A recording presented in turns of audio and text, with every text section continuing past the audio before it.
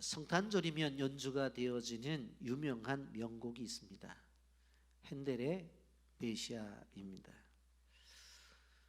그런데 그 곡이 쓰여진 데는 사연이 있습니다.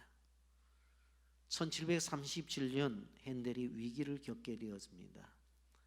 재정적으로 파산을 당하게 되어지는데 불행은 절대로 혼자 오지 않는다고 엎친 데 덮친 격으로 그의 몸은 반신마비 증세가 찾아오게 됩니다. 이런 절망적인 상황에서 핸델은 생각을 했습니다. 무엇을 해야 될 것인가? 그의 몸은 말을 듣지 않고 그의 환경은 경제적으로 어려운 상황, 나이는 57세가 된 이제 그래도 나이가 든 나이였습니다. 그런데 핸델은 한 작품에 열중을 합니다. 그것이 명절 때, 바로 이 성탄절 때 연주가 되어지는 메시아라는 곡입니다.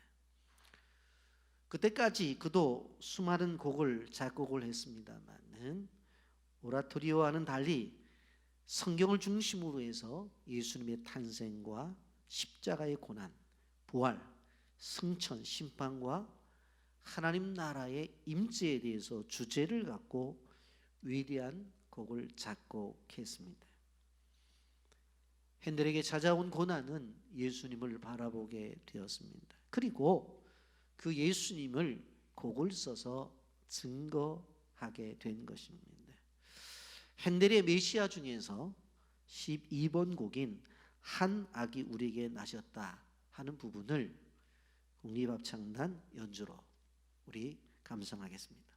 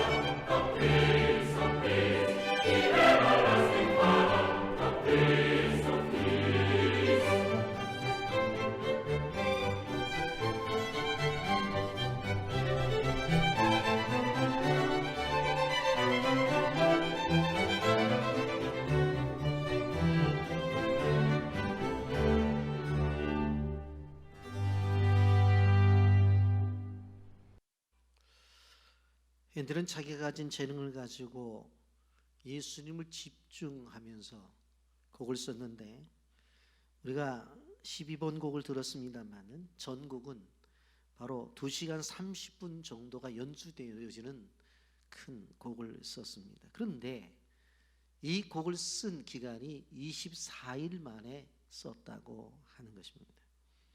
그것은 핸델의 고백처럼 하나님의 도우심이었다고 하는 것을 분명히 알 수가 있습니다. 하나님께서 우리에게 주신 달란트가 있다면 그것을 가지고 하나님 앞에 영광을 돌려야 되는 것이 우리의 사명이라고 하는 것을 보게 되었습니다. 한학이 우리를 위해 오셨다.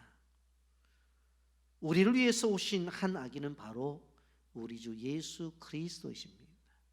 그리고 그 오심을 늘 기억하며 우리가 지내는 것은 기독교의 명절인 바로 성탄절입니다.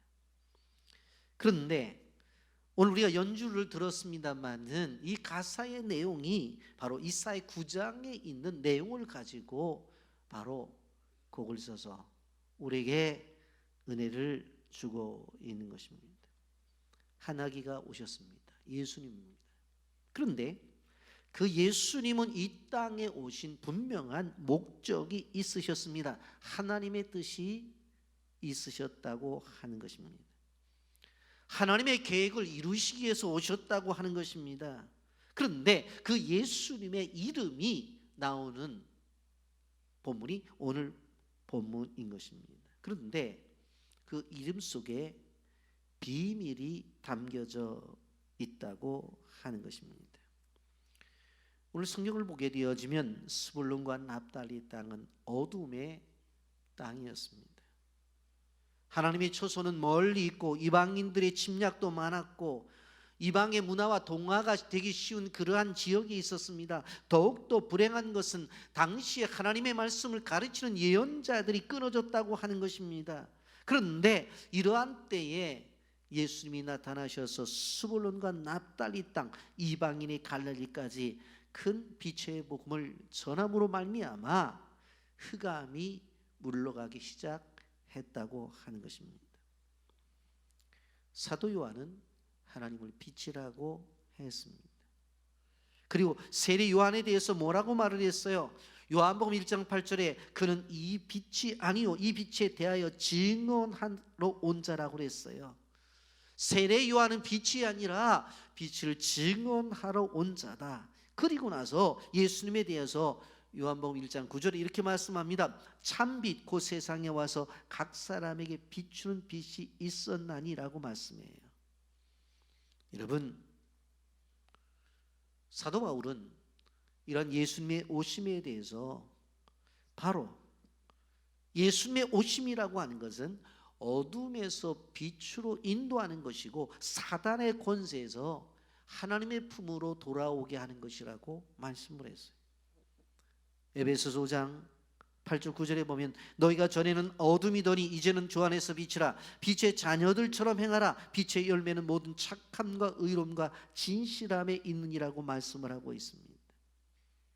우리는 빛을 보았어요. 그게 누구라고요?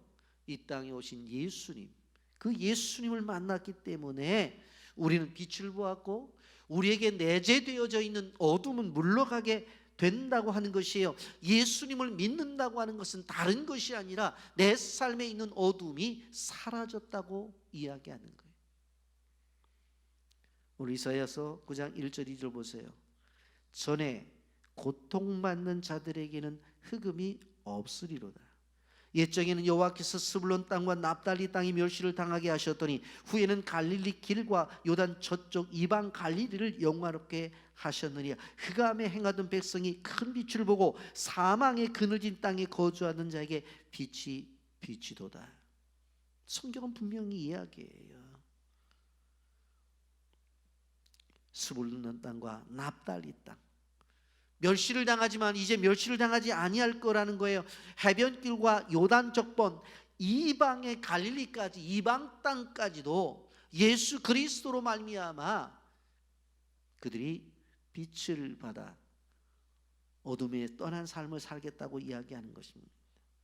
여러분 분명코 이사야서 9장 3절 4절은 이 빛이 임하니까 이런 현상이 벌어진다고 해요. 주께서 이 나라를 창성하게 하시며 그 즐거움을 더하게 하셨으므로 추수하는 즐거움과 탈취물을 나눌 때의 즐거움 같이 그들이 주 앞에서 즐거하오니 이는 그들이 무겁게 맨 멍에와 그들이 어깨의 채찍과 그 압제자의 막대기에서 주께서 꺾으시되 미디안의 날과 같이 하셨습니다. 누구를 예언하는 말입니까? 예수 그리스도를 예언하는 말입니다. 여러분, 오늘 우리는 무슨 주일을 지키고 있어요? 예수님의 탄생을 기념하고 있는 성탄 주일을 지키고 있어요.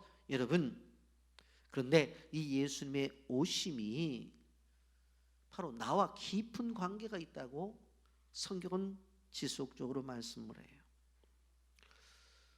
여러분, 이사야 선지자는 예수님 탄생 680년 전까지 예루살렘을 중심으로 해서 60년간 선교 사역을 한 선지자였습니다.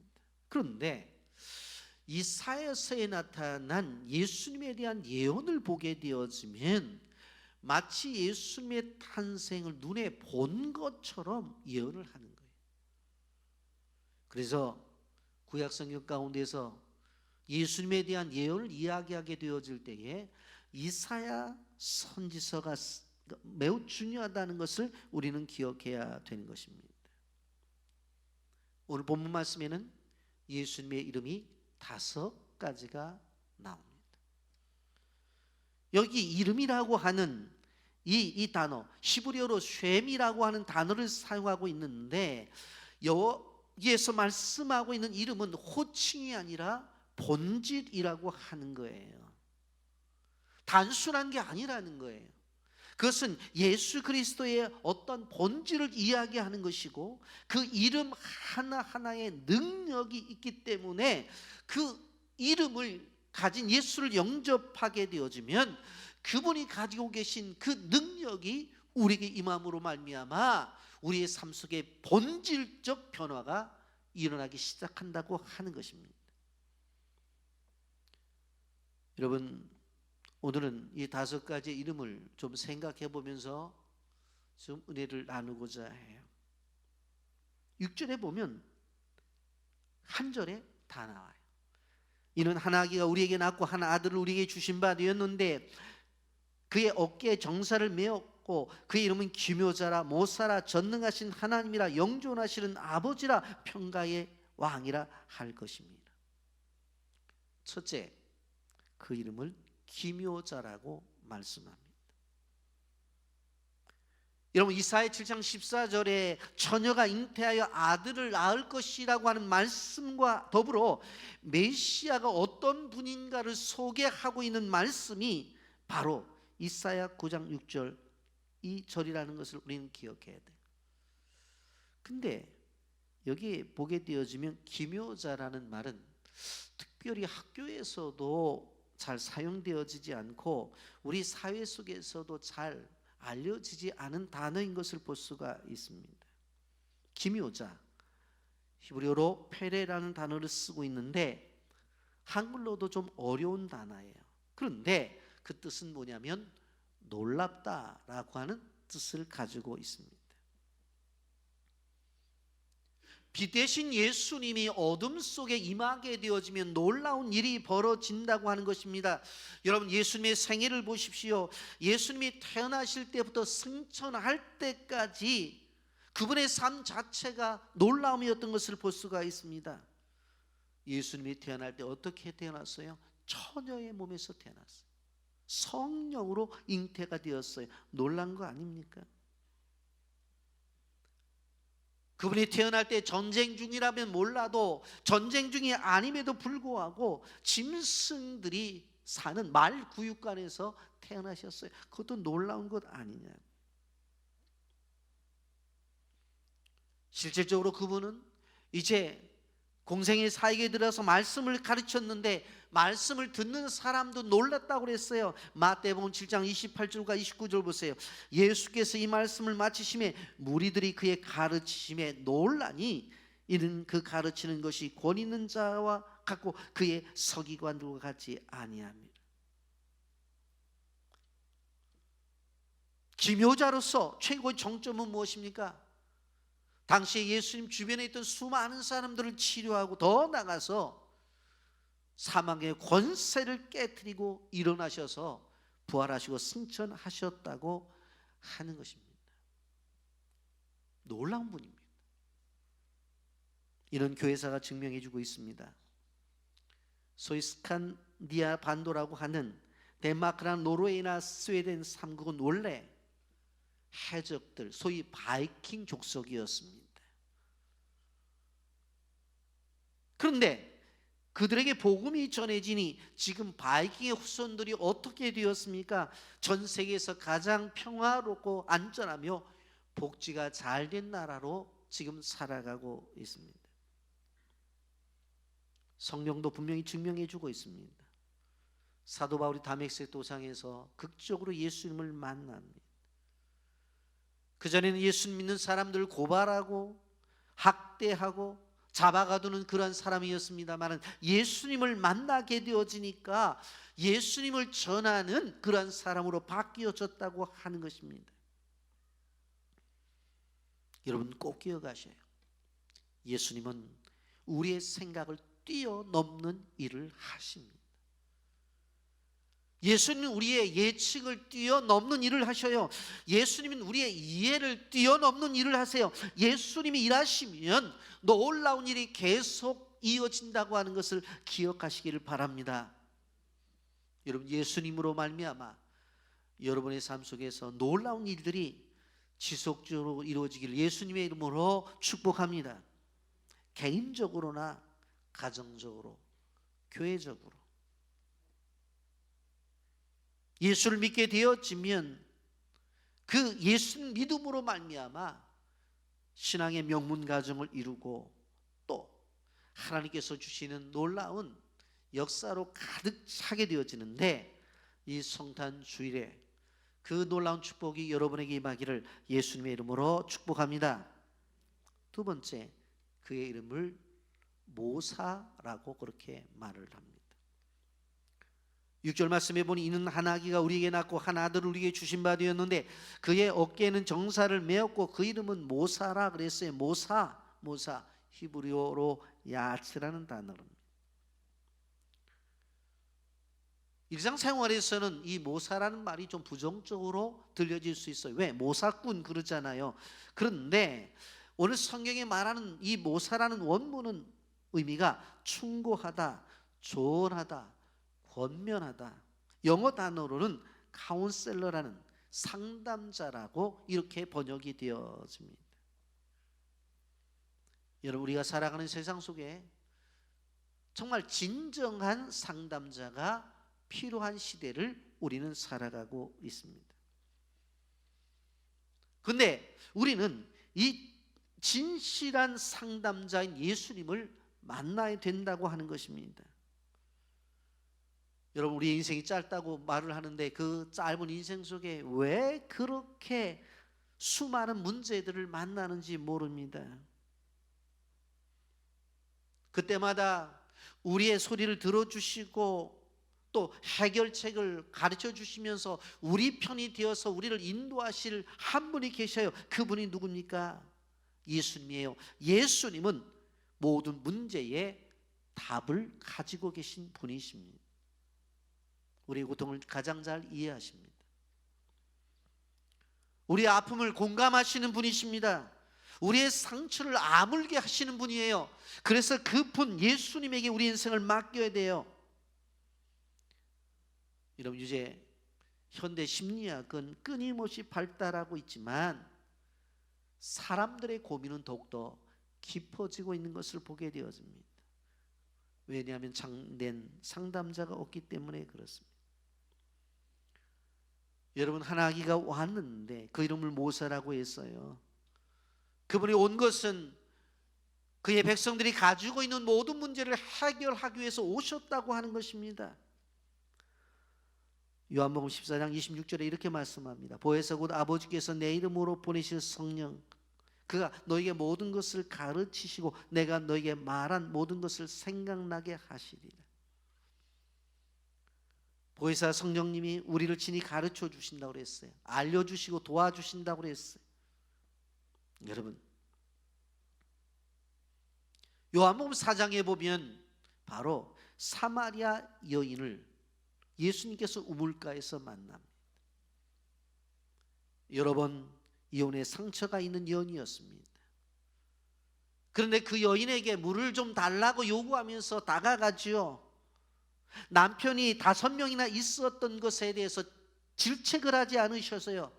그리고 그를 진심으로 대우하면서 그가 가지고 있는 문제를 해결해 줍니다. 그랬더니 그 여인이 예수님을 영접합니다. 그리고 그는 전도자가 되어서 나가서 복음을 전하게 되어집니다. 여러분, 내일은 위대한 상담자가 되어신 예수 그리스도께서 아기로 찾아오신 성탄절이에요. 여러분, 요즘 상담을 좀 하려고 한다면 시간을 정해서 상담해야 되죠. 또 거기에 대해서 대가도 지불해야 돼요. 그래야 상담을 할 수 있어요.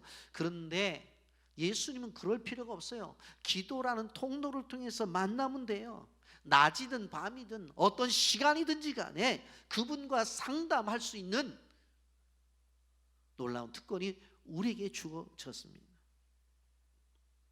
고민거리가 있으십니까? 걱정거리가 있으시냐고요? 남에게 말 못할 문제가 있습니까? 위대한 상담자이며 우리의 비밀을 철저하게 지켜주시는 예수님에게 그 문제를 가지고 나가시길 바랍니다. 우리의 고민을 들어주시고 해결할 길을 열어주실 거예요. 이 상담자로 오신 그 예수님을 여러분이 맞이하고 여러분의 문제가 해결되어지는 성탄절 주간이 되기를 예수님의 이름으로 축복합니다. 세 번째로 그의 이름이 전능하신 하나님이라고 말씀합니다. 6절 말씀에 보니까 이는 한 아기가 우리에게 낳고 한 아들을 우리에게 주신 바 되었는데 그의 어깨에는 정사를 메었고 그의 이름은 전능하신 하나님이라 그랬어요. 전능하신, 히브리어로 기브로라는 단어입니다. 이것은 대적과 싸우시는 예수님에 대해서 이야기하는데 이것은 이스라엘을 위해서 대적과 싸우시는 예수님뿐만 아니라 사단의 권세와 싸워 그 권세를 무너뜨리는 예수님에 대한 이야기를 하고 있는 거예요. 여러분, 우리는 늘 전쟁을 하며 살아가는 사람들입니다. 그런데 이 전쟁에 승리하는 방법이 있어요. 그것이 무엇인가 하면 이 전쟁이 나의 전쟁이 아니라 이 전쟁을 하나님의 전쟁으로 만들려고 하는 거예요. 나는 세상을 살아가면서 나의 능력과 나의 부족함을 통해서 세상의 싸움에 우리는 패배할 수 있어요. 그런데 하나님은 패배하지 않으셔요. 그러니까 나의 전쟁이 아니라 누구의 전쟁으로? 하나님의 전쟁으로 만들라는 거예요. 여러분, 다윗을 보십시오. 골리앗과의 싸움 속에서 어떻게 합니까? 사무엘상 17장 45절에 다윗이 블레셋 사람에게 이르되 너는 칼과 창과 단창으로 내게 나오니와 나는 만군의 여호와 이름 곧 내가 모욕하는 이스라엘 군대 하나님의 이름으로 내게 나아가노라. 골리앗은 무엇을 갖고 나와요? 칼과 창과 단창을 갖고 나오지만 다윗은 칼과 창과 단창을 준비해서 대적하는 것이 아니라 여호와 이름을 가지고 나가요. 하나님 이름을 가지고 나가요. 바로 이 전쟁을 누구의 전쟁으로? 자기의 전쟁이 아니라 하나님의 전쟁으로 바꾸는 거예요. 그리고 하나님이 싸우시게 하는 거예요. 거기는 실패가 없습니다. 내가 하면 내 일이지만 하나님에게 맡기면 하나님의 일이 됩니다. 따라서 하세요. 내가 하면 내 일이지만 하나님께 맡기면 하나님의 일이다. 아멘입니까? 이렇게 맡기면 불가능이 없어져요. 왜 그런 줄 아세요? 하나님이 창조주기 때문에 그래요. 아무것도 없는 곳에 이렇게 필요한 모든 것을 만드신 분이기 때문에 그래요. 예수님은 바람과 바다도 잔잔하게 하신 능력을 보여주셨어요. 또 5동안의 물고기 2마리로 5,000명을 먹이고 12강쥐를 남기셨어요. 죽은 자를 살리셨어요. 여러분, 이분이 예수님이라고 하는 거예요. 여러분, 우리가 예수님을 만나게 되어질 때에 할 수 있거든이 무슨 말이냐? 믿는 자에게 능치 못할 일이 없느니라고 하는 주님의 음성을 듣게 되어지는 것이고, 내게 능력 주시는 자 안에서 내가 모든 것을 할 수 있느니라고 하는 고백을 하는 거예요.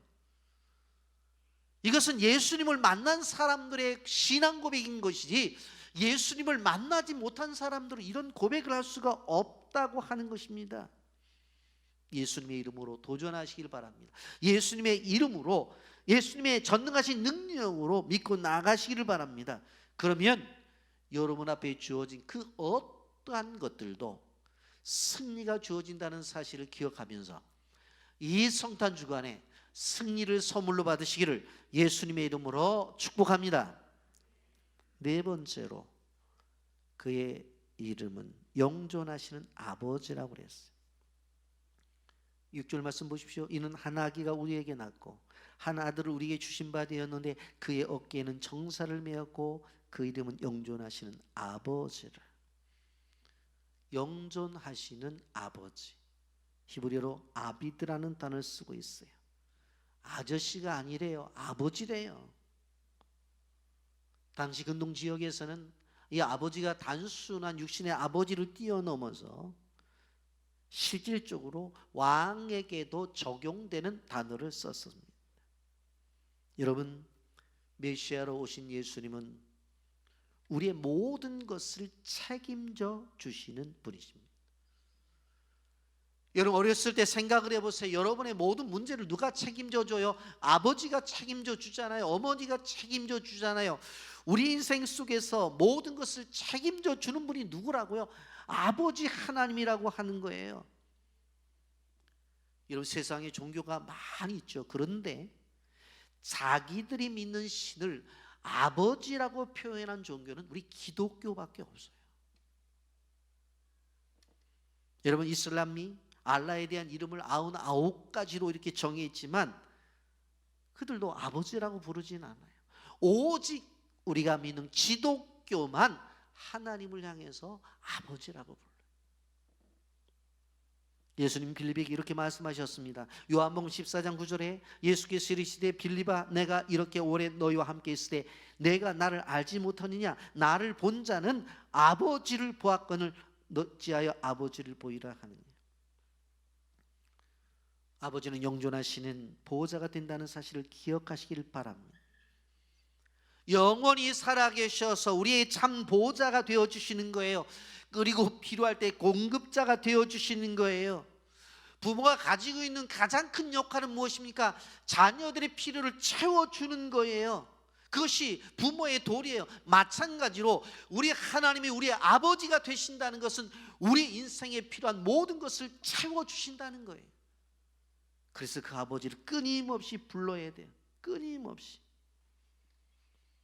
여러분, 이 성탄 주간에 하나님 아버지를 많이 불러서 여러분의 필요를 다 채움받기를 예수님의 이름으로 축복합니다. 5번째로, 그의 이름은 평강의 왕이라고 했습니다. 6절 말씀에 보면 이는 한 아기가 우리에게 낳고 한 아들을 우리에게 주신 바 되었는데 그의 어깨에는 정사를 메었고 그의 이름은 평강의 왕이라 할 것입니다. 평강의 왕, 샤르 샬롬이라는 단어를 쓰고 있습니다. 바로 예수 그리스도의 오심은 바로 이 땅의 백성들을, 자녀들을 책임짐과 동시에 평강을 주신다고 그랬어요. 여러분, 사람들이 모인 곳에 갈등과 다툼이 쉬지 않는 것을 우리는 알 수가 있습니다. 그런데 이 평강은 개인적으로도 필요하죠. 가정 안에서도 필요하죠. 교회에서도 필요하고 이 나라 이 민족 속에서도 필요한 것을 볼 수가 있습니다. 요한복음 14장 27절에 보면 평안을 너에게 끼치노니 곧 나의 평안을 너에게 주노라. 내가 너에게 주는 것은 세상이 주는 것과 같지 아니하니라. 너희는 마음에 근심하지도 말고 두려워하지 말라고 말씀했습니다. 세상이 아무리 요란해도 예수님을 마음속에 품으면 평강이 찾아오는 거예요. 여러분, 예수님의 탄생에 있어서 대표적인 성경 구절이 무엇입니까? 누가복음 2장 14절입니다. 지극히 높은 곳에서는 하나님께 영광이요 땅에서는 하나님이 기뻐하신 사람들 중에 평화로다. 우리 사랑하는 빛의 성도 여러분, 평화의 왕으로 오신 예수님을 영접하시기를 주님의 이름으로 축복합니다. 그러면 개인적으로, 가정적으로, 교회적으로, 나라와 민족 속에서 나타난 모든 것들 속에서도 평안을 누릴 수가 있다고 하는 것입니다. 여러분, 그러면서 이 6절에 보면 이는 한 아기가 우리에 낳고 한 아들을 우리에게 주신 바 되었는데 그 어깨는 정사가 메었거라고 그랬죠. 이 모든 것들을 어떻게 해요? 해결하실 수 있는 분이 하나님이라고 말씀하고 있는 것입니다. 여러분, 오늘 우리가 생각해 봐야 돼요. 평강. 오늘날 우리가 살아가는 세상의 정치를 보십시오. 세상의 정치인들은 평강을 우리에게 줄 수 없습니다. 정치 뉴스를 보면 어지럽기만 해요. 서로 간의 상대를 향해 증오만 할 뿐이에요. 보수는 진보를 향해서, 진보는 보수를 향해서 미움으로 가득 차 있어요. 평강이 없어요. 그런데 예수님에게는 평강이 있습니다. 1세기 말 서양 세계에서는 평화의 시대가 돌아있는데 그것을 우리는 역사적으로 팍스 로마나라고 그렇게 말을 하고 있습니다. 그것은 뭐냐면 로마 시대의 평화가 임했는데 그 평화는 로마가 권력을 동원해서, 군대를 동원해서 이룬 평화였습니다. 그런데 이러한 평화는 또 다른 군사 대국이 일어나서 침략을 하게 되어지면 그 평화는 깨어져요. 그리고 그 평화는 빼앗기고 말아요. 예수님이 주시는 평화는 그런 평안이 아니에요. 이스라엘 백성들이 역사 속에서 소망하던 것이 무엇이었습니까? 전쟁이 없는 평화입니다. 우리나라도 외세로 많은 침략을 당했기 때문에 이 전쟁이 없는 평화를 요구하잖아요. 여러분, 예수님을 만난 수많은 사람들의 간증을 들어보면 그 가운데 한 가지가 무엇입니까? 평강을 소유했다고 하는 것입니다.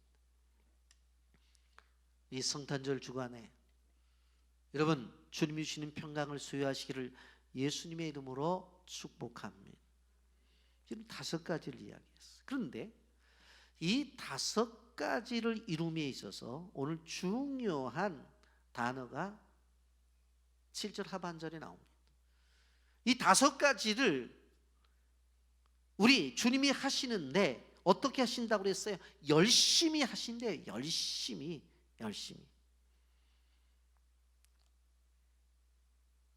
여러분 7절 말씀 봅니다. 그 정사와 평강이 도함이 무궁하며 또 다윗의 왕자와 그의 나라에 군림하여 그 나라를 굳게 세우고 지금 이후로 영원히 정의와 공의로 그것을 보존할 것이라. 만군의 여호와 열심히 이를 이루시리라. 아멘. 따라서 하세요. 여호와 열심히 이를 이루시리라. 여호와 열심히 이를 이루신다고 그랬어요. 기묘자로 모사로 전능하신 하나님으로 영원하신 아버지로 평강의 왕으로 사역을 하실 때에 이거 5가지가 너무 많아, 한 4가지만 하고 하나는 못하겠어, 아니 나는 3가지만 하고 오늘 놔뒀다가 2가지는 내일 할 거야, 그것이 아니라 하나님이 얼마나 열심히 하시냐면 이 5가지를 동시에 우리가 취하고 우리가 가질 수 있도록 열심히 하신다는 거예요. 아멘입니까? 성경을 보면 특심을 가지고 열심히 일했던 한 인물이 나옵니다. 야곱입니다. 장자가 되기 위해서 형의 발뒤꿈치를 잡고 실패하니까 나중에 어떻게 되어져요? 팥죽에 장자권을 사가고 도망가고 그러잖아요. 자기 야망과 자기 열심으로 살아가요. 그러나 그것은 한계가 있는 열심이었어요. 하나님의 열심은 한계가 없다는 것을 우리는 기억해야 돼요. 하나님은 끊임없이 우리의 구원의 목표를 향해서 끊임없이 지금도 움직인다는 걸 기억하셔야 돼요. 끊임없이 일하고 계신다는 것을 기억해야 돼요. 오늘날 세계가 어떻습니까? 러시아와 우크라이나 사이에 전쟁이 일어나서 무고한 생명이 수없이 죽고 있어요. 이스라엘과 하마스의 전쟁으로 인해서 또 많은 인명피해가 나는 것을 볼 수가 있습니다.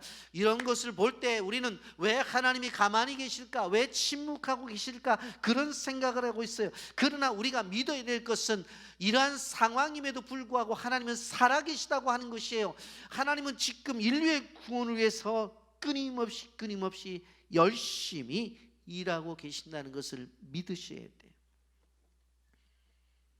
하나님의 손에 달려있는 역사는 인류의 구원을 위해서 끊임없이 움직이고 있다고 하는 것을 기억해야 됩니다.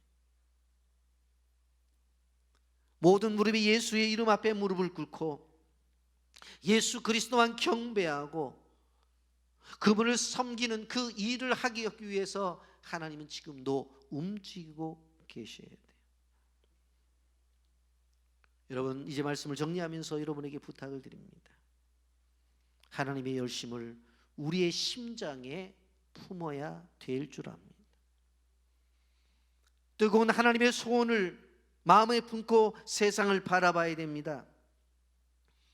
지금도 일하시고 계시는 하나님을 바라보면서 그 사역에 우리가 동참해야 된다고 하는 것입니다.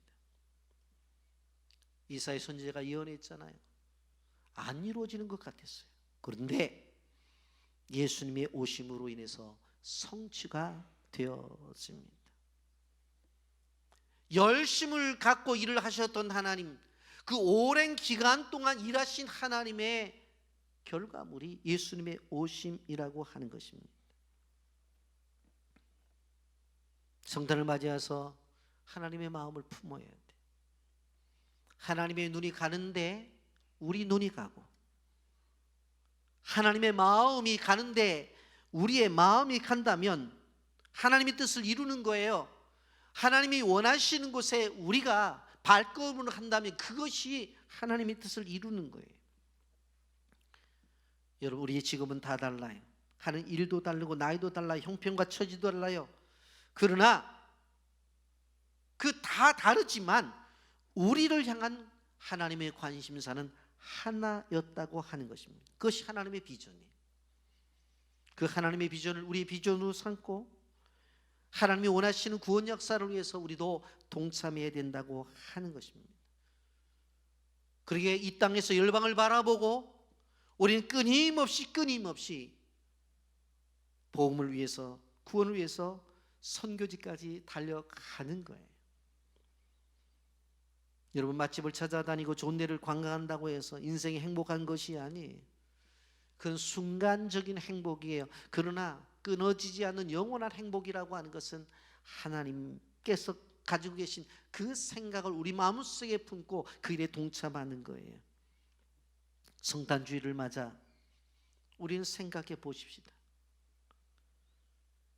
기묘자라, 모사라, 전능하신 하나님이라, 영존하신 아버지라, 평강의 왕이라, 일을 하기 위해서 열심을 내시는 그 하나님이 바로 우리의 하나님이고, 이제 그분이 아기 예수로 이제 오신 것이 성탄절이고 내일 우리는 그 예배를 기쁨으로 드리게 될 것입니다.